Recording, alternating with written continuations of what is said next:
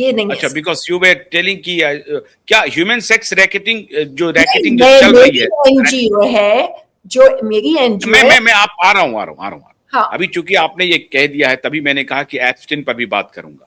जी अभी बहुत सारे लोग कह रहे हैं कि जैसे एप्स्टिन आइलैंड है, उसी जी तरीके से मुंबई में जो पनवेल फार्म हाउस है, जी वो भी रॉन्ग डूइंग्स का सबसे बड़ा अड्डा है। इज ये इट ट्रू? ये नहीं, ये मैंने आज तक नहीं सुना। ये मैंने नहीं, मैं वहां फार्म हाउस पे मैं बहुत जाती थी जब शुरू शुरू में उन्होंने लिया था। मैंने और सलमा आंटी ने तो उसको, हम लोगों ने पूरा डिजाइन किया है, बंगला बनाया है वहां पे हम लोगों ने। तो अब क्या उसकी अब लेकिन वहां आपके नोटिस में नहीं है कि वहां पर कोई गलत कभी काम भी हो रहा है? कभी भी नहीं, मैंने आज तक कोई बुराई वहां उस फार्म हाउस में नहीं देखी, कभी भी नहीं। लेकिन ये जो आपने कहा कि ये जो ह्यूमन ट्रैफिकिंग की बात हो रही है, इसका बॉलीवुड से कोई कनेक्शन है? या बॉलीवुड में जो नई लड़कियां जाती हैं वो काम करने के लिए, या नहीं, उनको काम नहीं मिलता, उसकी कोई ट्रैफिकिंग हो रही है?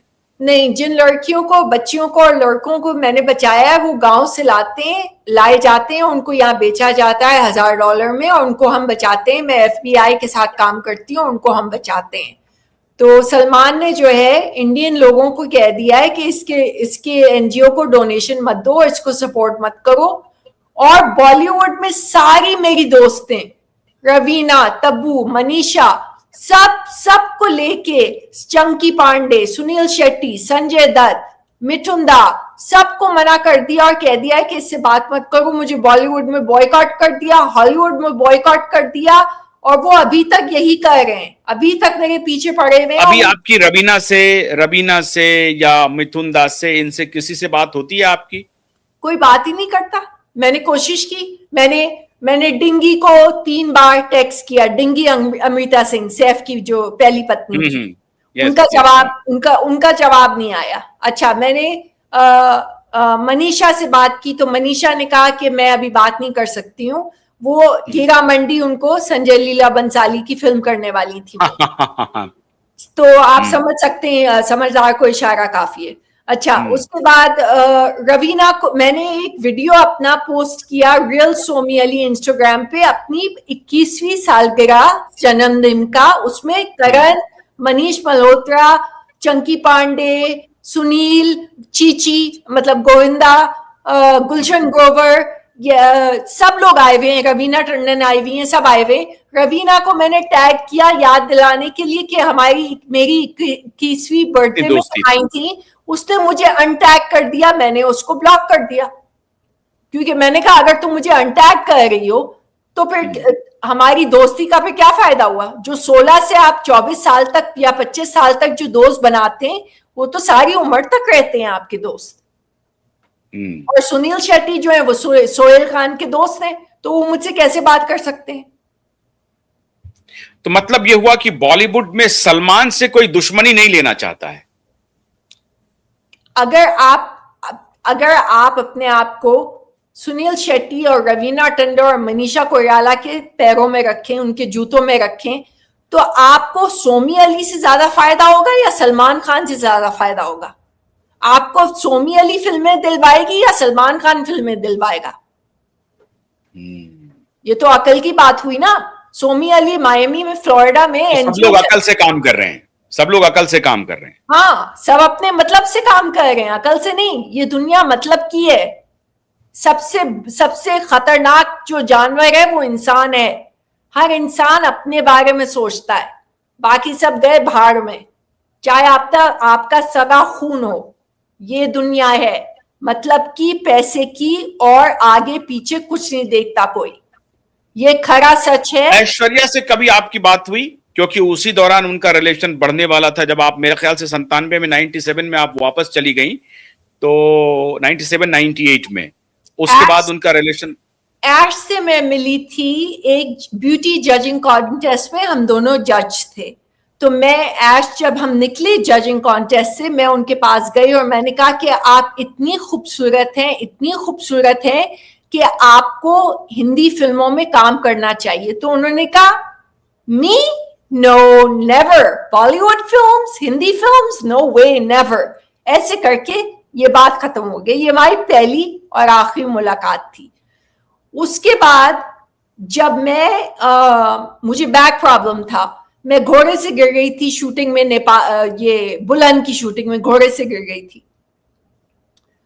तो जब मैं बीमार थी और अमेरिका वापस आने वाली थी, उस समय हम दिल दे चुके सनम की शूटिंग हो रही थी। तो ऐश्वर्या जो है वो जिम में आया करती थी सलमान के घर में। तो जिम में जाने के लिए हमारे जो नीचे फ्लैट था हमारा, तो उसके कॉरिडोर से आपको गुजरना पड़ता है। तो जब मैं बिस्तर में लेटी हुई थी, तो जो भी आता था, चाहे सुनील आए, चाहे संजू आए, संजय दत्त, जो भी आए, ऐश आए, जो भी आए, तो मैंने देखा कि ऐश सलमान के घर क्यों जा रही थी जिम करने के लिए? ये हम दिल दे चुके सनम के दौरान की बात है, उस समय की बात है। तो वो आप खुद ही अभी अकल इस्तेमाल करिए कि सलमान के घर क्यों वो जा रही थी जिम करने के लिए। तो आप वो सलमान के घर आ रही हैं ऐश्वर्या जिम करने के लिए, और आप अपने बेडरूम से देख रही हैं जी, ऐश्वर्या आ रही हैं जिम करने के लिए, जी, उसके और वो साथ साथ जिम करते थे? जी, उसके 2 हफ्ते बाद मैंने अपने पिताजी को फोन किया और कहा कि मुझे मायमी का टिकट इसी वक्त तुरंत दिलवाइए, मुझे यहाँ से निकलना है, वरना मैं 2-3 दिन में मर जाऊंगी। मेरा वजन इतना कम हो गया था कि मैं खड़ी हुई तो बेहोश हो गई। केतन देसाई एक डायरेक्टर थे, उन्होंने मुझे गोद में उठा के बिस्तर में लिटाया, क्योंकि मैं किचन में बेहोश हो गई थी।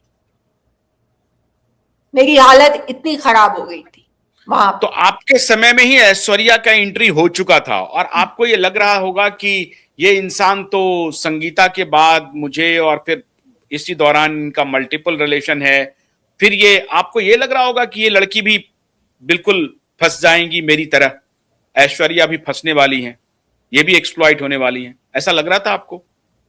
नहीं, मुझे ये लग रहा था कि सलमान इनसे बहुत हद से ज्यादा प्यार करते हैं, और वो करते थे।